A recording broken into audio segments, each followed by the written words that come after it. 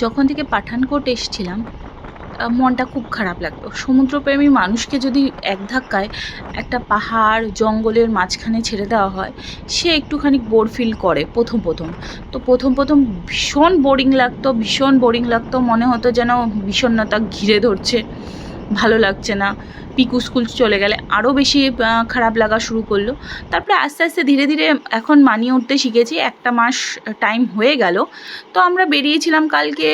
বেরোনোর পর মনে হলো যে না, এখানেও কিছু দেখার আছে, জানার আছে। এত সুন্দর ভিউ পয়েন্ট দেখে অবাক হয়ে গেছিলাম। কিন্তু এটা রাস্তার পাশেই। এখান থেকে ডালহৌসি 64 কিলোমিটার মতন। তো আমরা 20 কিলোমিটার্স যাওয়ার পরেই এত সুন্দর একটা ভিউ দেখতে পাই, যেটা অসাধারণ লেগেছে। আর মনটা পুরো মানে খুশিতে নেচে উঠেছে। যাই হোক, পিকু তো ভীষণ এনজয় করেছে। ও চাইছিল আরও আমরা একটু আগে যাই, কিন্তু আরও যাওয়া সম্ভব না, কারণ সবসময় ছুটি তো থাকে না। আর এখানে ভীষণ কড়াকড়ি অবস্থা। তবুও যতটুকুনি দেখা গেছে, যেইটুকুনি দেখেছি, ভীষণ সুন্দর লেগেছে।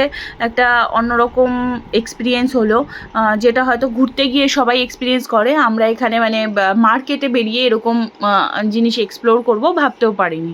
ধীরে ধীরে হয়তো আরও এক্সপ্লোর করব। দেখতেই পাচ্ছ মানে রাস্তাঘাট কত সুন্দর, সবুজ সবুজ সবুজ, চারিদিকে সবুজ। আচ্ছা, এই যে রাস্তাটা দেখতে পাচ্ছ, এই রাস্তাটা হচ্ছে ডালহৌসি পাবলিক স্কুলের রাস্তা। এত সুন্দর, মানে রাস্তাটা গোছানো, দেখলে মনে হয় যেন বিদেশের রোডে চলে এসেছি। যাই হোক, এখানে ফটো তোলা তো নিষেধ, ওই আর কি একটু ভিডিও করে তারপরে ছেড়ে দিয়েছিলাম। তো সামনেই দেখতে পাচ্ছ ডালহৌসি পাবলিক স্কুলের লোগোটা দেখা যাচ্ছে। কিন্তু মানে স্কুলটা এতটাই বড়, রাস্তার দুটো সাইড জুড়ে এই স্কুলটা রয়েছে। দুর্দান্ত।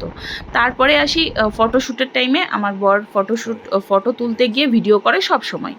তো রাস্তা দিয়ে এবার চলতে অনেক ভিউ পয়েন্ট দেখেছি, যেগুলো মানে আমরা কল্পনাও করতে পারি না। যাই হোক, পরবর্তীকালে আরও দেখাবো ভিডিও। বাই।